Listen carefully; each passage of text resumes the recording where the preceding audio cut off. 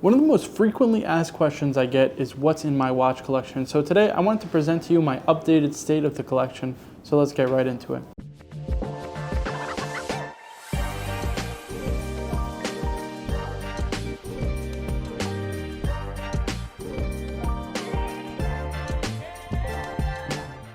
So I get asked this all the time in terms of what's in my current collection, what I've collected in the past, and what has come and gone and all that kind of good stuff. And I can say that I've been an absolute mess when it comes to my watch collections because I've traded in and out of countless watches. I mean, I've owned a 26315 ST with the ruthenium dial, I've owned a 15202, I've owned a 321 Speedmaster, Laurent Ferrier Galley Square. I mean, there's so many different watches that I've owned now up to this point that it's a bit of a headache thinking back as to what's in my collection. But I've reached kind of a point now where I have 5 watches in my collection, which I'm really, really happy with. I think one of them will probably go and I'll get into it. But let's start with one of the latest additions I did at the beginning of this year, and it was a Cartier Santos medium with a white dial. Absolutely love this watch. This was a watch that I got because I had sold my 15202 and wanted kind of a replacement of that integrated bracelet style sports watch at a much cheaper price point, because I just felt the 15202 was just too much money in a watch for me at my age, and it just wasn't something I was comfortable with. And this I got for under $5,000, and it's just a spectacular watch considering you get all the history of the Cartier Santos, that integrated bracelet style look. On top of it, you could change it into a leather strap, although I pretty much always wear this on a bracelet. And it's just that super versatile, cool watch, good looking watch too, that I wear, on kind of more special occasions. It's probably my least worn watch out of my entire collection. But every time I wear it, I'm kind of reminded as to why I love it. And I came very close to selling it so many times over the course of this year, but I think it's one that I've kind of come to grips to where I'm like, you know what, I just have to kind of own it in my collection. So for that reason, I don't think it will go, but who knows? If the opportunity presents itself, this is definitely a piece that could be on the trading block. But yeah, absolutely love this watch. Just super versatile, super easy to wear. But definitely contrasts very well to this watch, which is a Montblanc monopusher chronograph made by Hodinkee in a limited edition of 25 pieces. This is a much more, dressy field watch, but man, what a unicorn this is. So to put into context, I got an absolute steal. I actually got this from a good friend of mine. Shout out to you. You know who you are if you're watching. And this was a watch that I'd had on my radar forever. And honestly speaking, I just never got around to actually finding a good deal or buying one. And when the opportunity presented itself, I just had to take it. Not only do you get this incredible monopusher chronograph movement from Montblanc through the Minerva factory, which they make about 100 movements per year, which is just a super, super limited quantity. But the finishing itself is probably, I would say, up there with pretty much any independent in the industry. It's super spectacular. And I have it on this elastic band strap, which just gives it kind of that military vibe to it, which I think fits the field watch aesthetic really, really well for this watch. This is a watch that I think is going to be definitely a keeper, again, because it's mechanically unique. Where are you going to find a monopusher chronograph at this kind of price point, manual winding monopusher chronograph that's finished this high of a level? It's just an extreme value, and I think a total unicorn on the watch market. And Montblanc being probably my favorite luxury brand. I've owned pens and wallets and so many different things from them that I just felt I really wanted to add this to my collection, and I'm super happy to own it. It's like that one watch I think that I identify with my collection now, probably the most, other than one that most people are very, very familiar with me owning, and that is the Rolex GMT Master 2, and that is my Batgirl. I've owned this watch now over 3 years. It's the longest watch I've owned in my collection. It's one that will never ever leave the collection, no matter what. If I had to sell every single earthly possession, this would be the last one remaining. So yeah, I absolutely love this watch. I think it's just spectacular, perfect daily wear, and I've been on record saying that the Rolex GMT is my favorite watch from Rolex. I think every collection needs at least one Rolex sports watch, and for me this is the one. And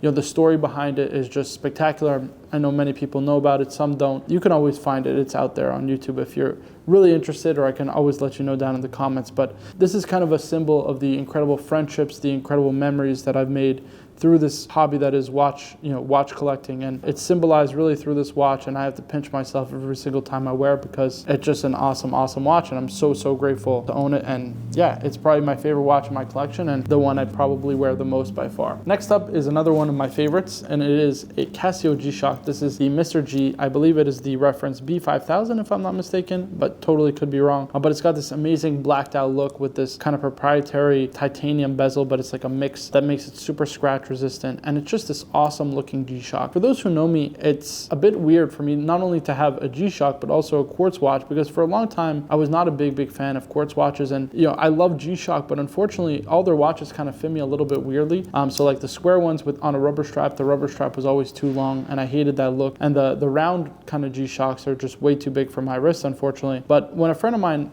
actually showed me this, I fell in love instantly. And fortunately for me, it fits my wrist absolutely perfectly. And it's just such a great design, such a great look to it. The sheen of this bracelet and the case really reminds me of a black ceramic royal oak. And to me, this is that ultimate weekend warrior or vacation watch, especially with this anti-theft mechanism on the clasp, where if you push down on this, you actually can't physically open the buckle. So yeah, it's just an awesome timepiece. I cherish it a lot, and I wear it every single weekend, and it is my go-to weekend warrior. And it's just that kind of one watch that is like that ultimate beater that I think every collection needs, and that certainly plays its role in my collection. And yeah, that's why I think it'll be another keeper. I've owned this, I think, close to a year now, if not more than a year. Then last but certainly not least is going to be the watch I just recently added to my collection, something that I've been spotted wearing that many people have asked me about. It is a Vashon Constant 56 on a metal bracelet. Now, I will be on record saying that a Vashon 56 on a leather strap doesn't really appeal to me. I don't know what it is. Maybe it's the heft of it. I need to have a watch that has like a certain heft so that it feels almost luxurious. I know that sounds kind of wrong, but it didn't feel luxurious enough to me on a leather strap. But when I tried this on a bracelet, I absolutely fell in love. This kind of sector style dial with this super unique bracelet format that really vents the wrist super well, and also you get the incredible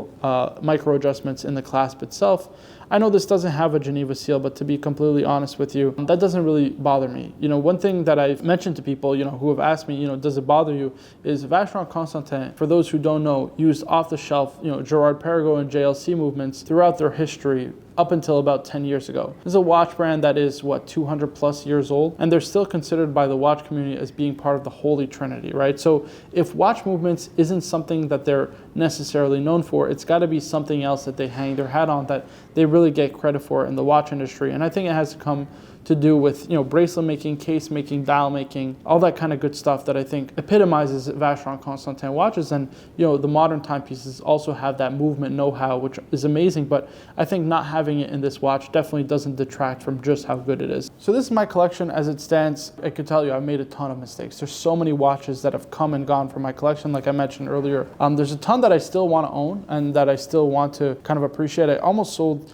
my Cartier Santos medium for a Santos Dumont with the salmon dial. I think I've kind of found my sweet spot now, like at the under 10 or even rather under $15,000 price point, where I just feel comfortable wearing it. I'm not afraid to wear them. I'm not afraid to kind of beat them up, all that kind of good stuff. And there's a ton of value to be had at this price point. Sub 15,000, there's so many great watches out there. I think my main goal is really just to keep kind of expanding the collection, and I think I'm at a point where I want to own a little bit of every brand, like one watch per brand in a theme. I don't want to get to like 20, 40 watches, but I think I want to get to a point where I'm satisfied having like a nice, maybe 6 to 8, maybe 10 piece collection of like a ton of heavy hitting, cool watches from a variety of brands. And I think this kind of epitomizes my style, right? It's very eclectic, very different, kind of a little all over the place, just like how I am at times. And yeah, I think the part of the journey is growing and evolving, your taste changing and learning your preferences. And I'm very lucky I get to handle so many different watches on a regular basis that